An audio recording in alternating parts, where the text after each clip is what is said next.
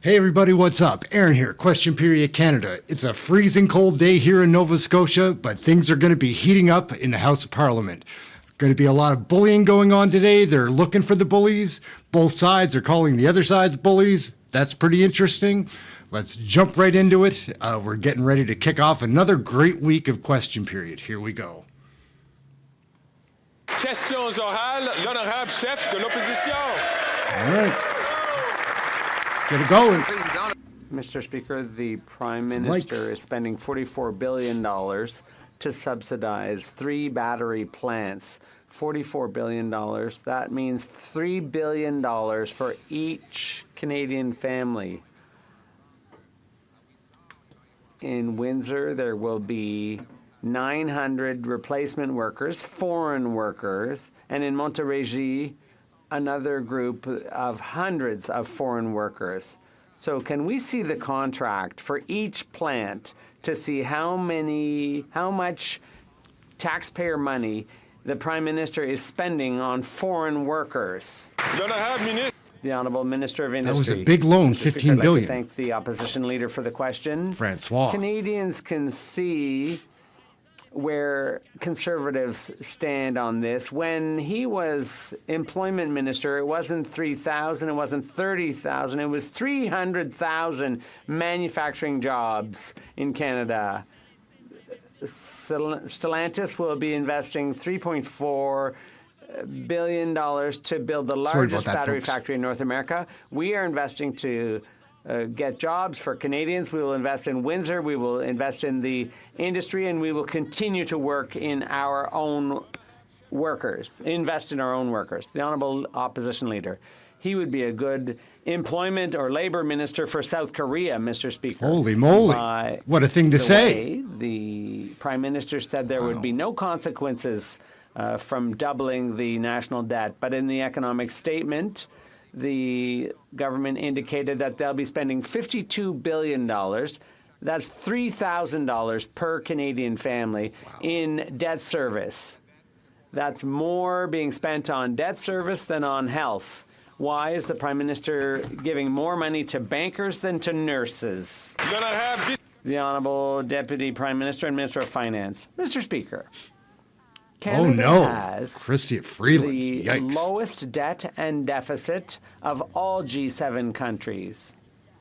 And we have a AAA credit rating. Look at the size of that ribbon. We do have an economic plan that is responsible, that will enable us to make the necessary investments in the Canadian economy.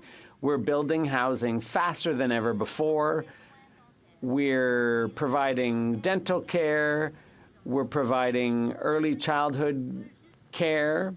The Conservatives just want to cut, but we know we need to invest in the Canadian economy. Feed Ontario, a coalition of food banks, released staggering numbers yesterday. 800,000 Ontarians went to the food bank 6 million times. This is a 36% increase, the biggest increase ever. If the total number of people who visited a food bank were a town, it would be the 4th biggest town in all of Ontario, Mr. Speaker. Will the Prime Minister therefore cancel his plan to quadruple the carbon tax on the farmers who feed us and pass common sense Conservative Bill 234 to carve out the tax for farmers? Sure. It would make sense to cut the farmers out of that carbon tax. Try to lower the food prices, and Mr. Finance. cost of making the food. Mr. Speaker, we Speaker. know that things are challenging for Canadians right now. That is why we are there for them, building more homes faster, providing dental care for children and seniors, cutting child care fees by 50% across the country. And you know what, Mr. Speaker? The only thing that Conservatives know how to do is cut. They would cut child care, dental care, housing. Mr. Speaker, that's not common sense. That is nonsense. The Honourable Leader of the Opposition. That minister and the Prime Minister have imposed brutal cuts on Canadian families who opened their fridges to find nothing there.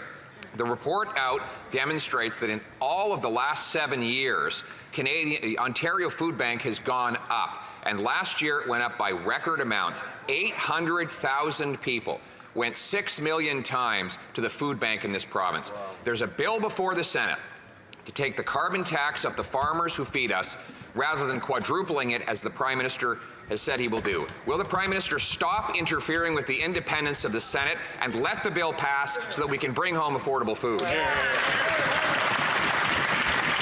The Honourable Government House Leader. Thank you, Mr. Speaker. Once again, the Leader of the Conservatives is demonstrating this week Her eye is he better. just can't tell the truth to Canadians. So whether it's the Canada-Ukraine free trade agreement where there is no price on pollution, he can't tell the truth to Canadians what he is Look at doing. Freeland over Whether there. it is with Pay attention to regard this camera angle. jump to the conclusion that it was a You'll see that terrorist attack. she's always He can't commenting, tell the truth to Canadians. saying little Whether it's pieces. with regards to misogynistic hashtags on YouTube, he can't tell the truth to Canadians. Mr. Speaker, we need to understand why he doesn't trust Canadians with...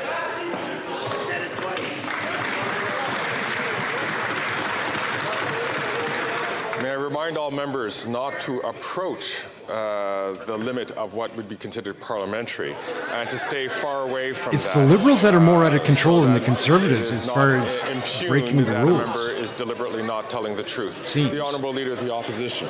The truth is the Prime Minister wants to quadruple the carbon tax, including on our farmers. I have a farmer in my riding who's spending $10,000 a month on carbon taxes alone. All of that is passed on to the consumer. The consequences have been a record number of Canadians relying on food banks. 7 million Canadians are going hungry. 1 in 5 are skipping meals regularly because they can't afford the price of food. Will the Prime Minister get out of the way, stop interfering with the Senate, and let them pass common sense Conservative Bill C-234 to take the tax off the farmers who feed us? The Honourable Government House Leader. Thank you, Mr. Speaker. Just because the Leader of the Conservatives says something does not make it true, as we saw several times last week, whether it was with regards to how they voted on the Canada-Ukraine free trade agreement, perhaps why he blamed others for his mistakes when it came to how he jumped to a conclusion for a terrorist attack. And now what he's talking about with C-234, he knows that is patently false. And when it comes to food prices, that's because of the war in Ukraine and because of inflation. But Mr. Speaker, he cannot direct the Senate either. I do And find it unfortunately, entertaining his members to are watch doing Freeland. things that are threatening the democratic She's a twitchy principles little and woman. rights of independent senators. That is shameful, Mr. Speaker. It's funny.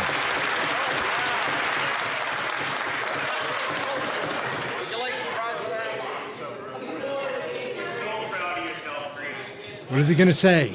L'honorable député de La Nothing. Prairie. Sweet. The Honourable Member for La Prairie. Mr. Speaker, in the midst of the housing crisis, StatsCan revealed that in just 1 year, rents rose by... Mr. Speaker. What's going on?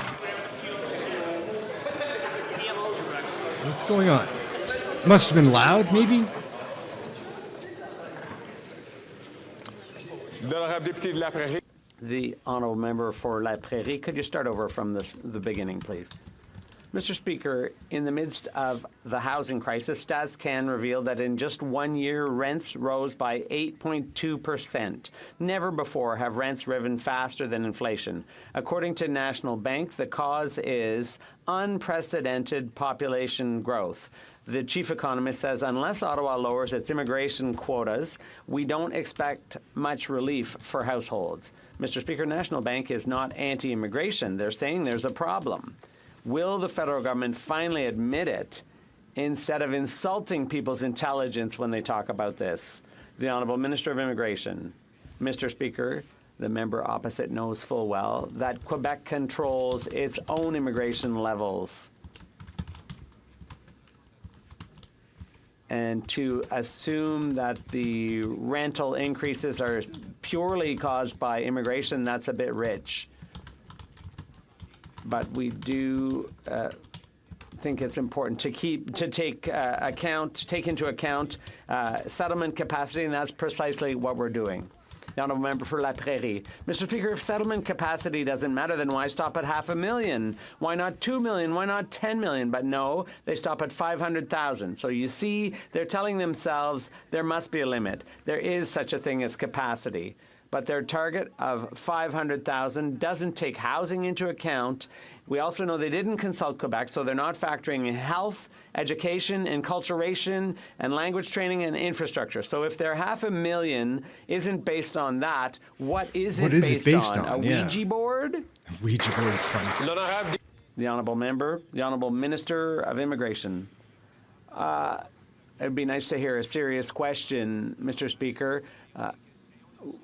Let's have a serious question about immigration levels, Mr. Speaker. Member from Vancouver East. Not much of an answer there, Mark. The crisis is escalating across the country. In Jenny Halifax, Kwan. homelessness is on the rise. As winter approaches, urgent calls to repurpose empty buildings for affordable homes are mounting.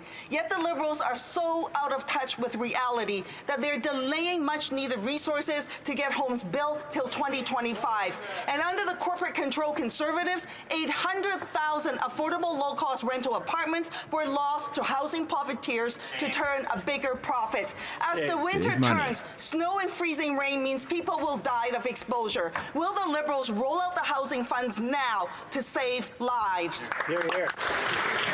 The Honourable Deputy Prime Minister and Minister of Finance. Thank you very much, Mr. Speaker. And I would like to thank the member for her very hard work on this issue and her concern. It's a concern we share. That is why, over the past few months alone, we have put in place measures that will lead to the building of more than 100,000 new rental units. That includes lifting the GST on all purpose-built rental construction.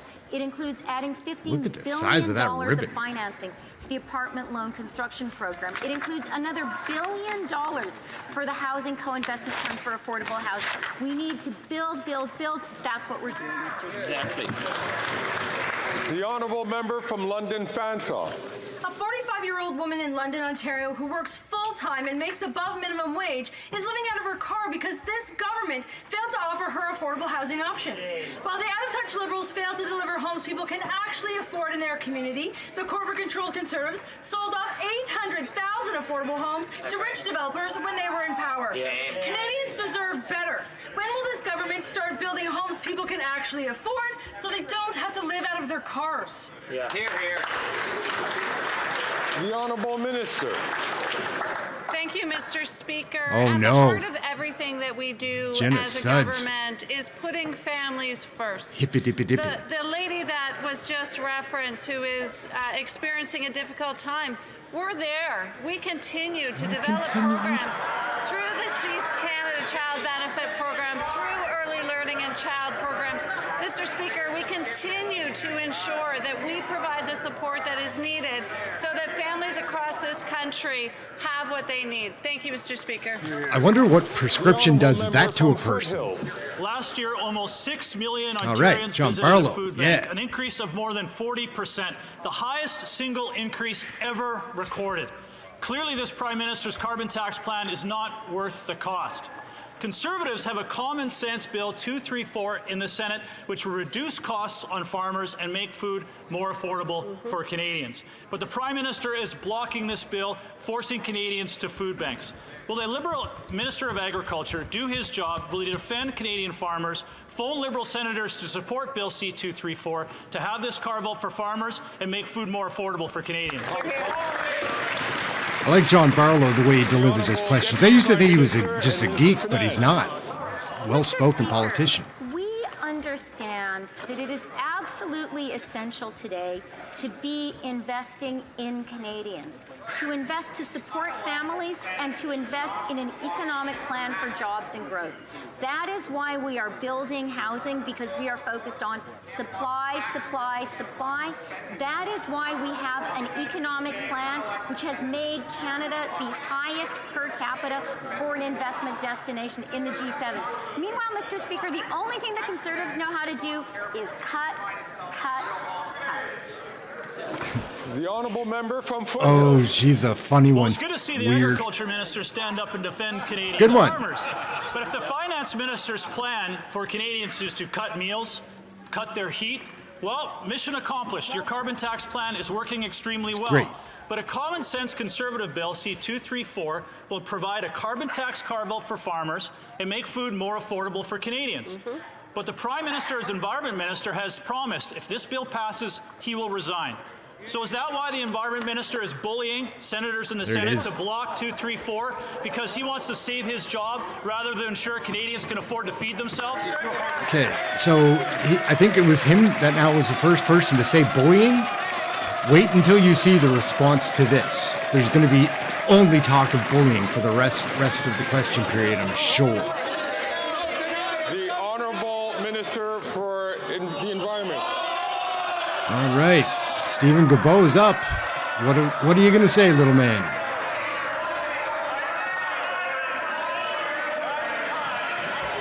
What's going on? Look at him. What a weirdo, right? Do you know anybody like that in your life that's just stand there, big smile, waiting? Kill your fellow. The honourable minister from the environment, starting from the top. Mr. Speaker, the Conservative Party of Canada should be ashamed of asking this question in this House after they directed their MPs to bully senators to bully senators who disagreed with them. One of them had to apologize for bullying some of his colleagues in the Senate, Mr. Speaker. They should be ashamed of themselves. We're not telling senators how to vote. They're doing it, and they're asking them to bully other senators, Mr. Speaker. Bullying the senators, eh? Interesting.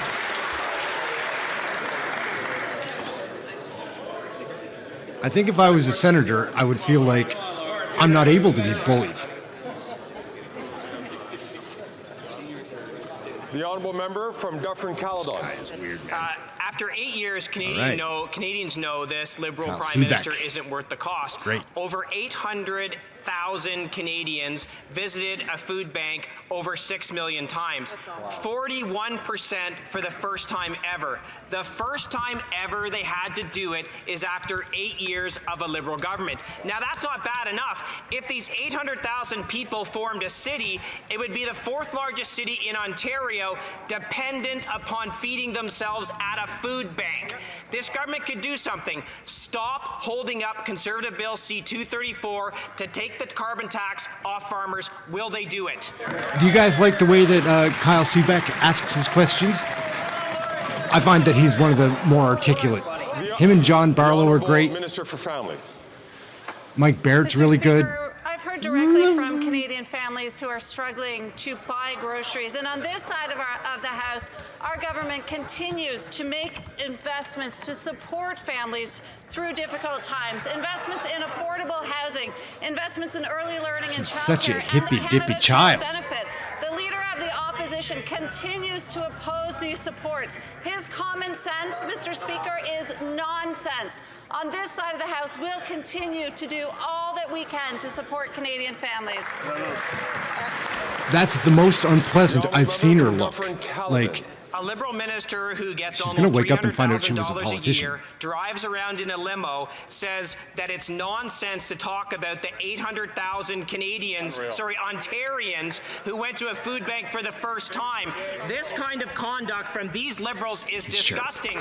And there's an answer, there's a fix. They could tell their senators to stop blocking Bill C-234, which will take the carbon tax off farmers. You know, the people that feed us. But no, they're not doing it because the delicate sensibilities of the Environment Minister, who says, I'll resign if there's any more cuts to the carbon tax. This is a great question. Will they take it off? Will they pass C-234?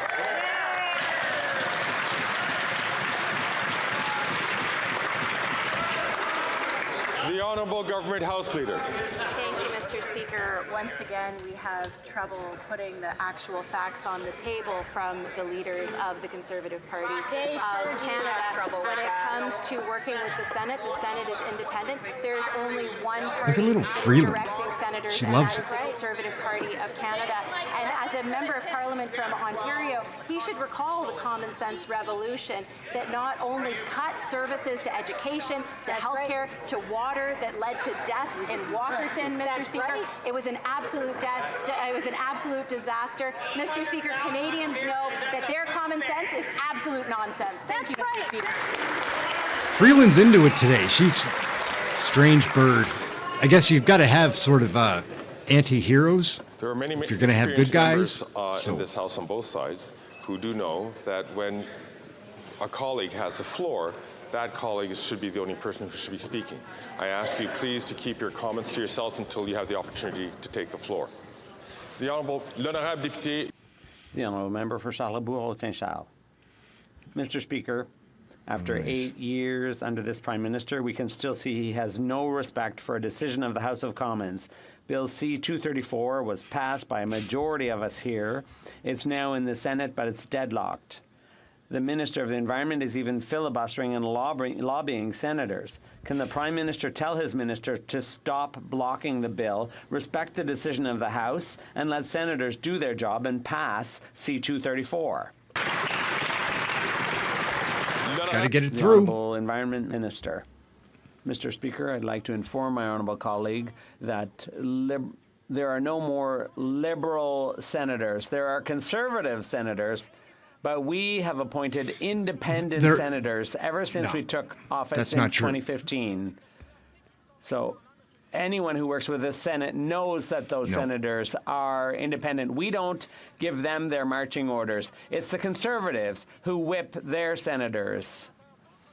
And it's unacceptable the way they're bullying and intimidating other senators. This isn't true. He's just straight up lying. The name of the group of senators that represent the Liberals are called the Progressive Senators Group. To please refrain from speaking when they someone used to be else called the has been Liberal given the Senator floor by the chair. The Honourable Member for Senators Group, Charlebourg-Saint-Charles. but now they're called the Mr. Progressive Speaker, Senators Group.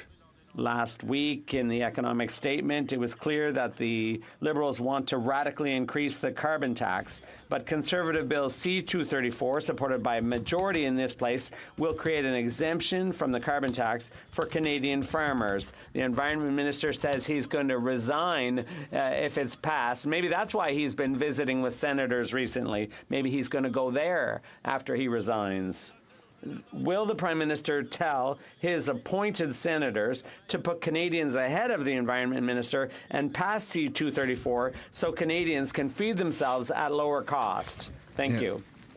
Pierre Paulus asks great questions, but always in French, always. After the Member of Parliament for Regina Capel took a photo of senators opposed to Bill C-234, independent senators, there had to be an investigation because those women were the subject of threats. We don't tell our senators how to vote, unlike the Conservatives, who not only tell them how to vote, but they encourage them to bully other senators. It's unacceptable, Mr. Speaker.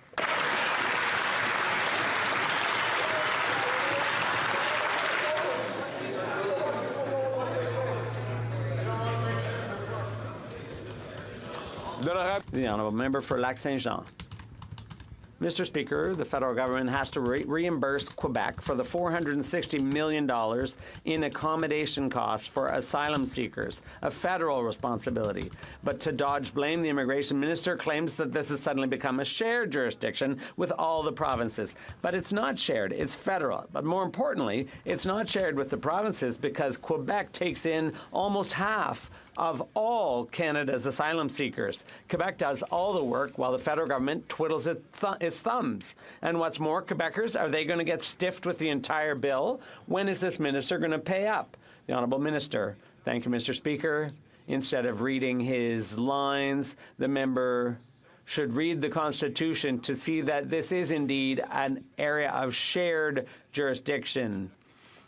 This is often the problem in these debates between the bloc here in the House and the Liberal government. I have a good relationship with my Quebec counterparts. We have a great thing going. Yeah. He's a strange one too. Mark Miller drank all the Kool-Aid. As a minister, he has to be willing to debate these issues publicly. The minister says he can't come up with the $460 million to meet his responsibilities. So let's ask the finance minister then. Her colleague needs $460 million to do his part in taking care of asylum seekers. This money will allow us to continue offering housing assistance and social services, among other things. Interesting. Will she pass a little bit of money on to her poor, broke colleague so he can finally live up to his responsibilities to asylum seekers? The Honourable Minister of Immigration. I think we need to drop the idea that the federal government is an ABM. It's clear that we have a relationship, a shared jurisdiction with Quebec. Quebec is doing its job, accommodating asylum seekers. We have regular meetings. We're going to talk privately to solve these issues as responsible governments do. The Honourable Member for Lac-Saint-Jean. Well, half of our taxes go to Ottawa. I think we have the right to talk about this. This is not shared jurisdiction. It's federal. It's funny. For years, the Liberals have been fighting Quebec's desire to repatriate all immigration powers. But now that it's time to pay a bill under their jurisdiction, they're not interested in immigration powers. When it comes to providing services to asylum seekers or paying the bill, they run for the hills, Mr. Speaker. Instead of running away, why don't they take responsibility, their responsibility for asylum seekers, and reimburse Quebec? The Honourable Minister of Immigration. I'm answering basically the same question asked in a different way. I meet with my provincial counterpart every 2 weeks. Just not up for giving very long answers today. Mark's tired. He was up late last night. The carbon tax off propane and natural gas. We don't see Ben Loeb very often. 5 premiers, countless farm organizations, and farmers from across the country have asked the Prime Minister to axe the carbon tax and give farmers a break. The carbon tax on farmers is where food inflation and high grocery costs start for Canadian families. Will the Prime Minister and the Environment Minister stop interfering with the Senate and let the vote happen tomorrow? Yep, more of that Senate interference. It's interesting. The truth is, Larry McCauley's got to retire, guys. Does not even have a plan to address the environment, Mr. Speaker. Listen. And that is truly a reckless approach. But we as a government have a policy to address the environment, to deal with farmers and to make sure they stay on the cutting edge. For an example, you shouldn't talk about the cutting edge. I announced $9 million, and with the provincial government in Manitoba and the Canola Council of Canada, we're able to put a program together to deal with the environment, to deal with keep farmers on the cutting edge. Mr. Speaker, our government will continue to keep farmers on the cutting edge. The Honourable Member from Huron-Bruce. That's an interesting answer right there, Mr. Speaker. This Liberal government has never respected the environmental goods farmers do. That's right. And they prove it every day by hitting Canadian farmers with high carbon taxes. One farmer in the Conservative leader's riding had an $11,000 carbon tax bill in 1 month. Wow. With the Liberal carbon tax, it's now cheaper for Canadians to buy food trucked from Mexico than from local Canadian farms. How's that right? How's that good for the Canadian consumer, the environment, or Canadian farmers? It's pretty good. It's the first time I've seen Ben Loeb Thank you very much, speak. Mr. Speaker. As Oh, I he's said back for another one. It's vitally important for any political party that's wishing to be empowered to have an environmental plan.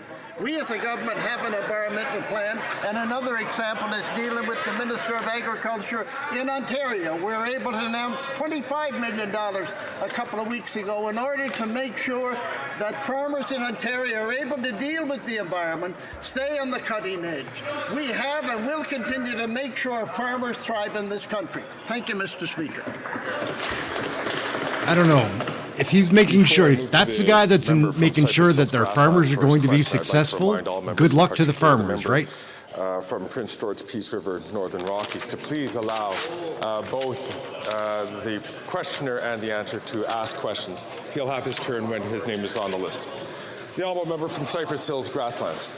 Well, Mr. Speaker, it never ceases to amaze me how clueless the Ag Minister is about the real-life costs of agriculture. One reason is that ranchers We don't see Jeremy Patzer very often either. One just showed me that his propane costs are over $1,500 per month. The carbon tax is a third of that cost. A quarterly rebate check doesn't even begin to add up to that much, let alone other costs for gas and diesel. This is all a tax on growing our food, which makes it more expensive to buy the food. The Prime Minister needs to quit telling his appointed senators to block C-234. When will he back off so he can finally remove the carbon tax from all on-farm fuels? It's good. Well spoken. The Honourable Government House Leader. Straight up question. Thank you, Mr. Speaker. Oh, no. As I will remind the honourable colleague, Senate is independent and we do not direct senators, unlike the Conservative Party of Canada. But the real questions Canadians should ask themselves is why did the Leader of the Opposition direct his party to vote against the Canada-Ukraine Free Trade Agreement? Is it because there is a group of Conservative members of Parliament who are pro-Russia and anti-Ukraine? That's right. And they have to cover that for them? Is that what's going on? It's right-wing American extremism that's coming into Canadian politics. I wonder if they had had a free vote, who would have voted in support of the agreement? That's Mr. Right. Speaker.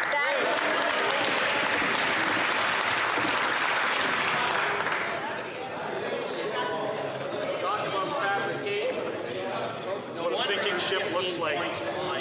You like fries with that?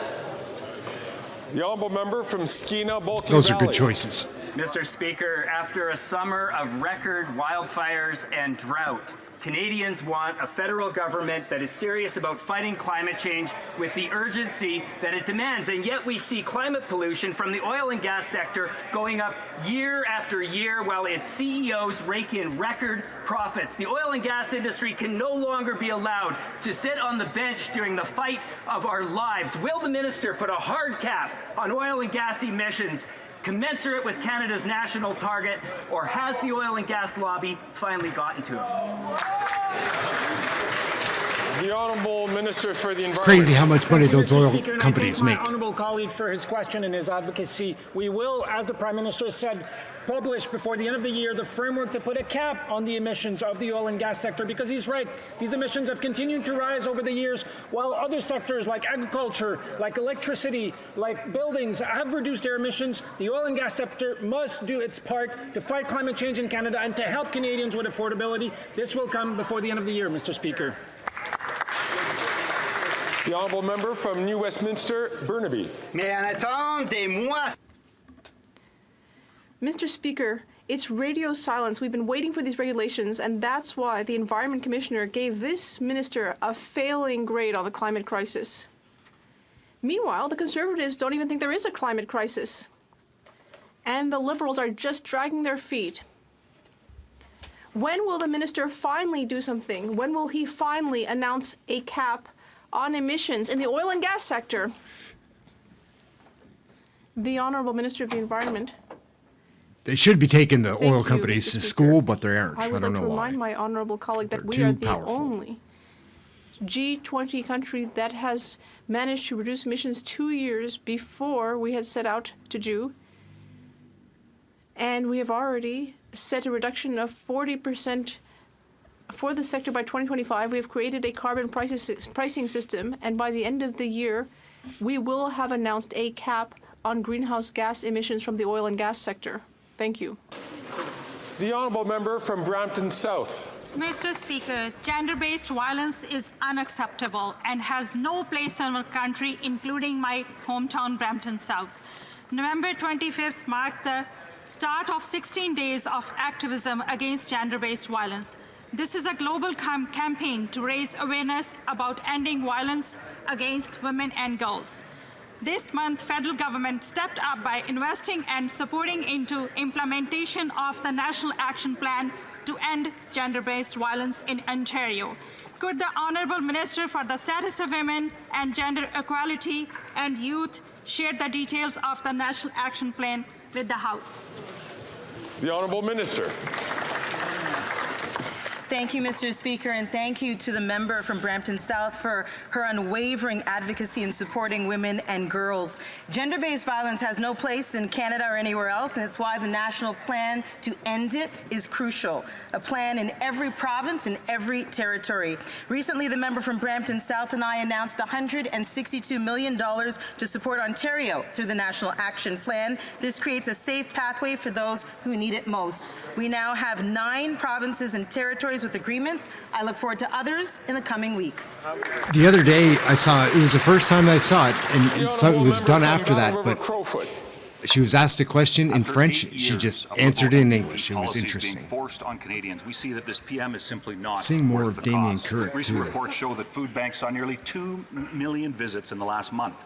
The tragedy is that this is a feature, not a flaw, of the Prime Minister's plan to quadruple the carbon tax on gas, groceries, and home heating. How high does the number of Canadians starving have to get before this Prime Minister gets out of the way and allow his appointed senators to pass common sense Conservative Bill C-234 and help farmers and ranchers lower the cost of food for all Canadians? Kirk uses one of the little podiums. We didn't get to see it. They're funny. I don't know why I find them funny. Mr. Speaker, Oh, as Lord. I've said before, we continue to look at policies and programs like the Canada Child Benefit, like early learning and childcare, and opportunities to support Canadian families when they need it. At every turn, the Leader of the Opposition continues to oppose this hard work that we are doing. His common sense, Mr. Speaker, is just nonsense. We will continue to do the hard work to ensure that we're there to support Canadian families. The honourable member from Battle River Crowfoot. Mr. Speaker, it sounds like that high-priced communications consultant certainly isn't worth the cost. The real nonsense is the rhetoric coming from the Liberals. Mr. Speaker, there is a real opportunity to lower the cost of food for Canadians, and it is in the name of common sense Conservative Bill C-234. It's a simple and pragmatic way to reduce the cost of food production on our farms. Will the Prime Minister put his ego aside and do what's best for Canadians and stop the pressure he is applying to his appointed senators that is keeping them from passing common sense Bill C-234? The Honourable Government House Leader. Gould is back. The nonsense needs to stop coming from the other side. When it comes to this bill in the Senate, it has been the Conservative senators that have been bullying and harassing independent senators, limiting their ability to participate and exercise their democratic rights. The RCMP is involved, Mr. Speaker. It is the Conservative Party of Canada that needs to stop directing senators. Let the Senate do their work as they were supposed to do. Mr. Speaker, we don't interfere in the Senate, but clearly the Conservatives do. That's right. I don't know about all that.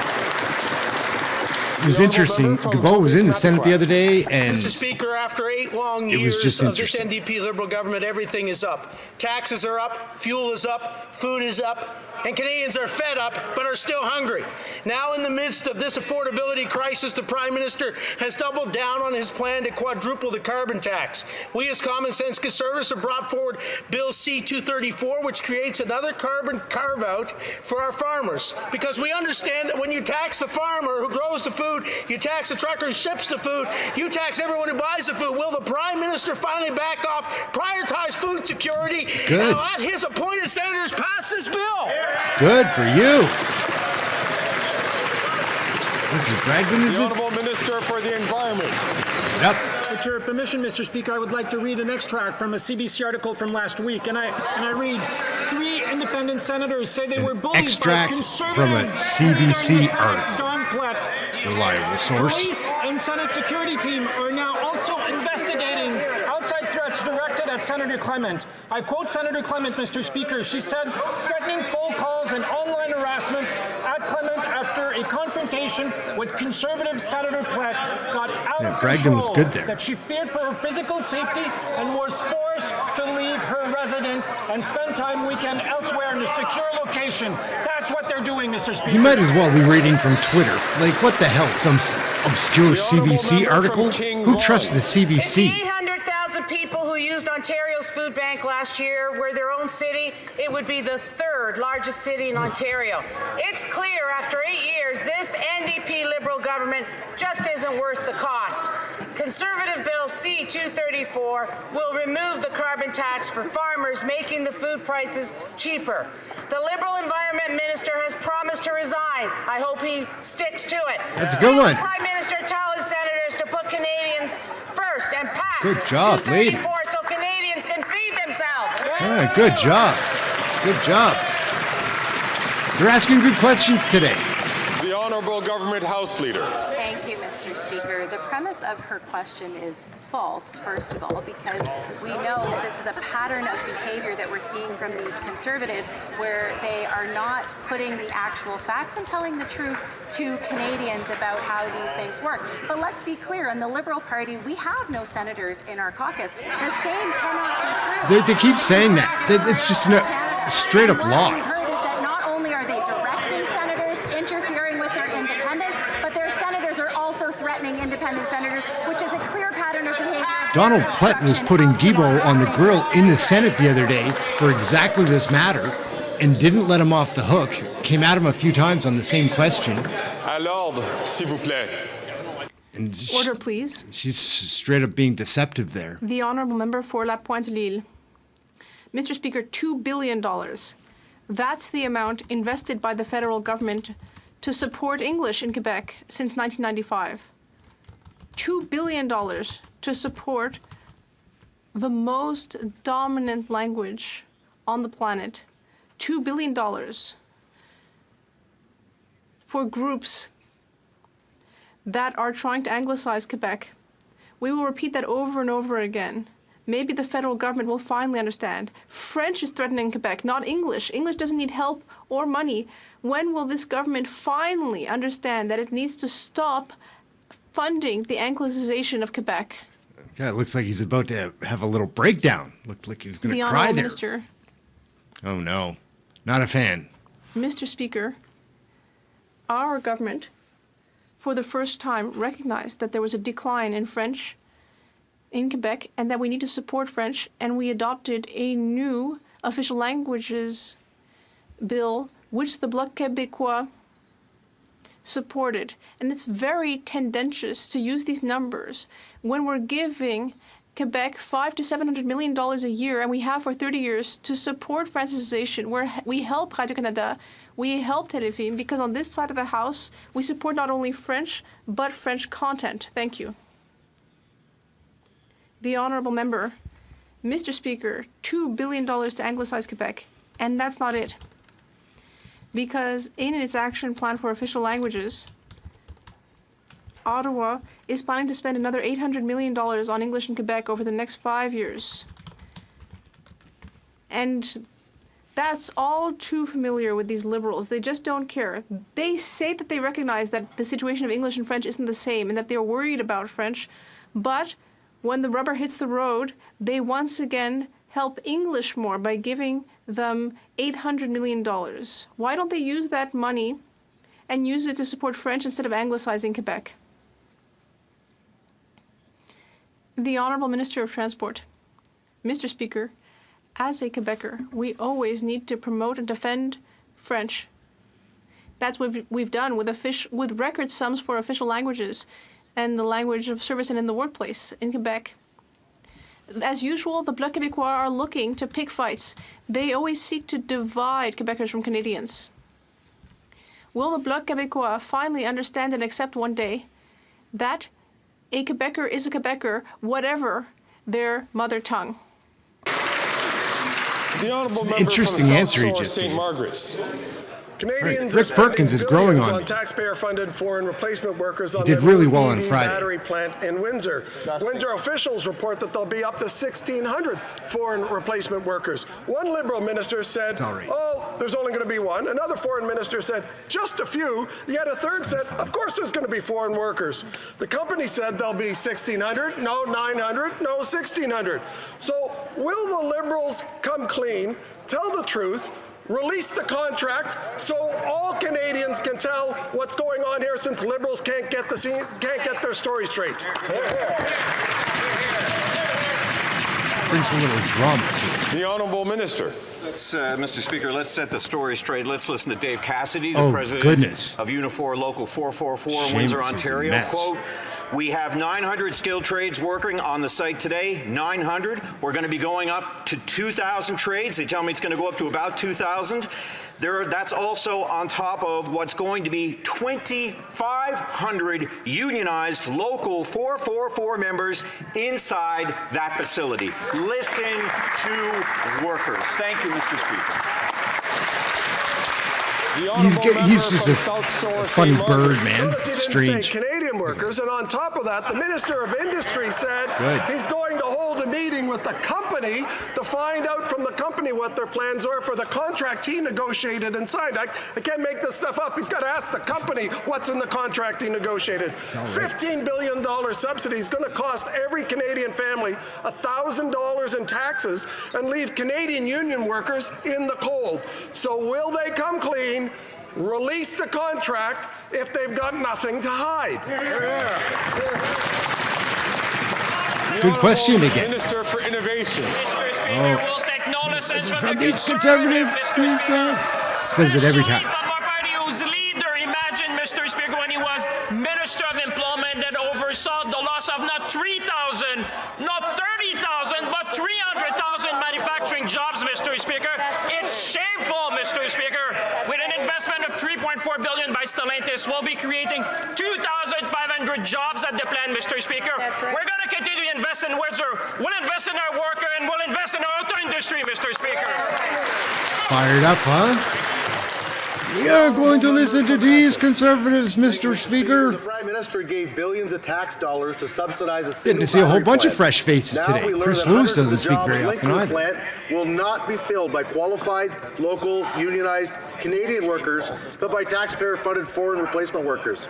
If that's not bad enough, now the Liberals are desperately fighting to keep the details of the contract hidden. Why? If it's such a good deal, what does the government have to worry about?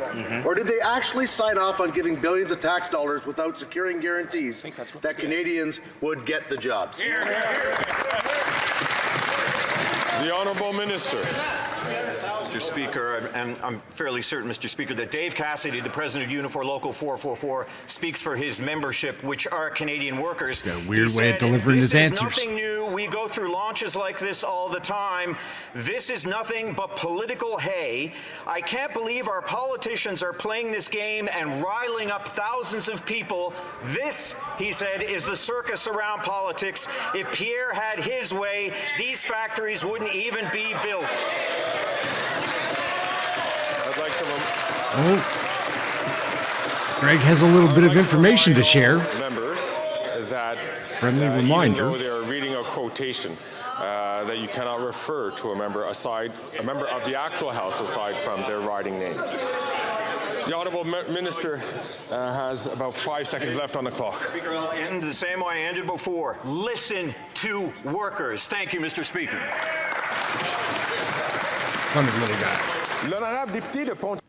The Honourable Member for Pontiac. Mr. Speaker, All the she ever OECD does is recently tee-ups. recognized Canada as a global example for its national strategy to end gender-based violence. And one of the aspects of that plan is a better legal system. Not long ago, Mr. Speaker, a judge asked a rape victim during the trial why she couldn't just keep her legs closed. Is that true? I don't know if that And the doesn't sound like Conservatives that's at the something that time would gave happen that judge a these promotion. days. Could the Minister of Justice tell us about the progress that we've made since that Stone Age? It's a terrible thing to hear. Je remercie la députée. He has the same I'd like scarf to as thank she the was member wearing. for her What question. the hell? What kind of a statement is Gender-based that? violence is an epidemic in Canada. We recently adopted Bill S-12, which will improve the National Sex Offenders Registry and which will give victims more power in the criminal justice process. We also adopted a bill What to is he guarantee wearing, that judges will guys? receive What sexual do you think of assault that training. outfit? We will continue to fight gender-based violence to ensure that all Canadians can be and feel safe. Can somebody let me know, like, if there's a purpose to wearing a scarf like that? Like, is that The honourable member religious from or something? Mr. Like, Speaker, what was nearly that? 50 billion taxpayer dollars to subsidize 3 battery factories. That's nearly $3,000 for each Canadian family. And we have learned that hundreds of workers getting that money will be foreign replacement workers. We expected that taxpayer money would be used to fund well-paid union jobs held by Canadians and Quebecers, but no. 900 replacement workers in Windsor, as well as hundreds at Saint-Basile-le-Grand and McMasterville. After 8 years, why has this Prime Minister failed to ensure that we'll have Quebec jobs in Montérégie? The Honourable Minister of Innovation. Luc Berthold does ask good Mr. questions. Speaker, Canadians Always watching French, us at though. home must be confused, Mr. Speaker, because what they see is that the Conservatives were against the Volkswagen investment, same thing for Stellantis and GM and Ford, and now they are also against Northvolt investment in Quebec.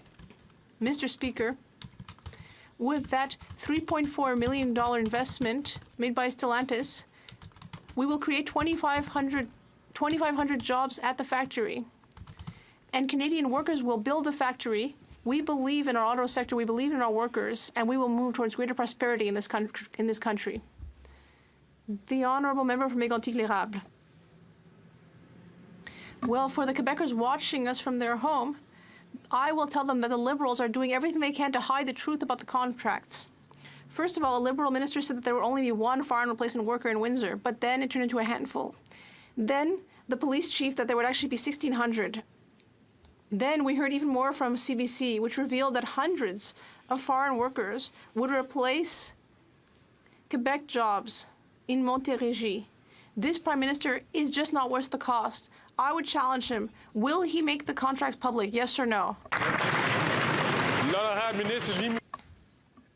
The Honourable Minister of Innovation. Oh, Thank look you, at Mr. the Speaker. smile on him. Mr. Oh, my Speaker, Lord. For people watching us, it must be very clear that the Conservatives are just not worth the risk. When the leader of the Conservative Party was Minister of Labour, no joke, 300,000 jobs in the manufacturing sector were lost in Canada. Not 3,000, not 30,000, 300,000. All Canadians know that we stand with them. With the $3.4 billion investment by Stellantis, we have created a strong battery industry. Up to 2,300 Canadian workers will build the factory. We believe in workers. We believe in Canada. The Honourable Member from Montmagny-Lise-Lès, Kamouraska, Rivière-du-Loup. Mr. Speaker, we've learned that this government used $15 billion of taxpayer money to fund foreign workers in Windsor. And now we've learned that Northvolt in Quebec will also need hundreds of foreign workers. This is $7 billion of taxpayer money. The Liberals said that there would just be a few of these workers. Oh, yeah? Well, no, now we're hearing about hundreds. We need to know the truth.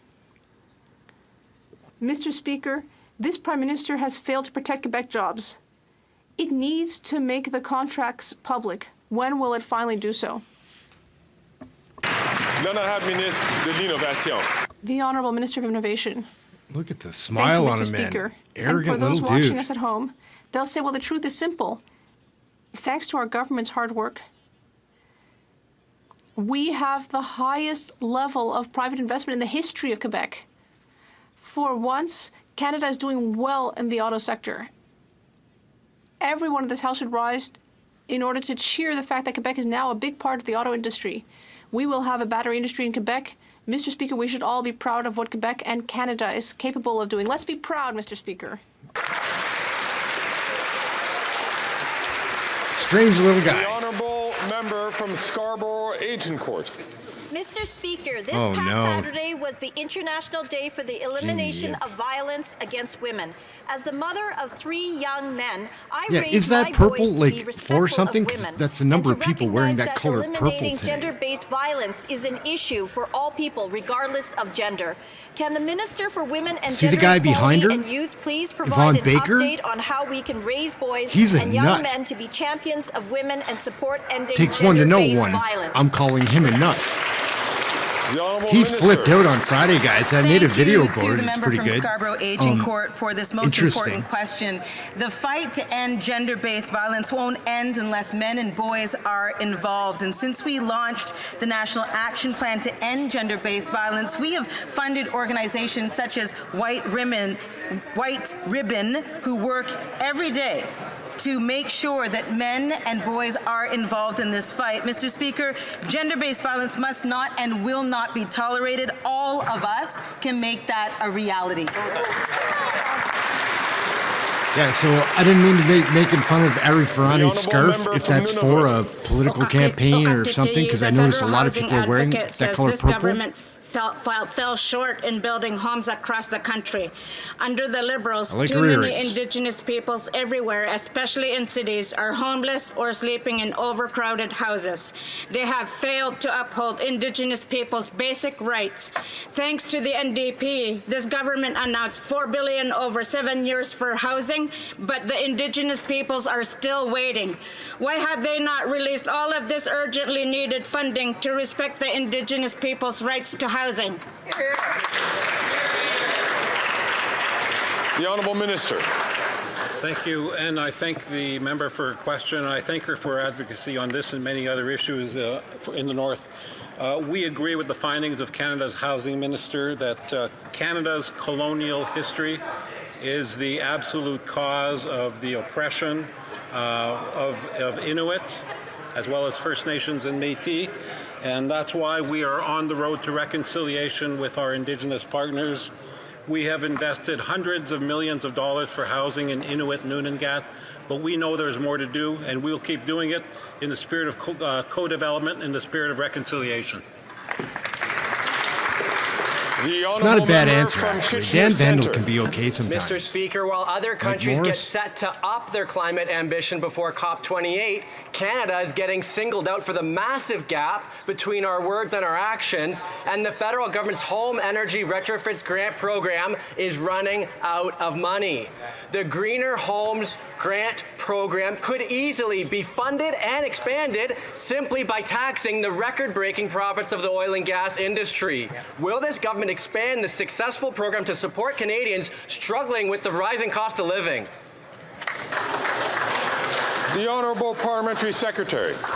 Mr. Speaker, transitioning the way people heat their homes is important not only for the environment, but it makes life more affordable. Jenna Suds looked just like that, or pardon me, she looked like Jenna Suds just a couple years ago. Heat pump program, which is helping people She used to be a across hippie, our you can tell. country who rely on oil to transition to heat pump heating. That's going to reduce their bills going forward. But more than that, the Greener Homes Grant has been amazingly successful. It has been wonderful to see so many Canadians take advantage of this program, and I agree with it. That is a very important part of what our government's been doing. And so comes to an end another question period. I am now ready to rule. So that wraps up the show for this evening. It's pretty good. A lot of controversy, I think, is going to be coming up about the battery plants, because there's a lot of debate. If they're not going to be employing Canadians, then why would we have those plants here? Who knows? It's getting interesting. And now the bullying with the senators, that's interesting. Who's doing the bullying? I don't know. I'm pretty sure that there is some liberal whipping going on, though. Who knows?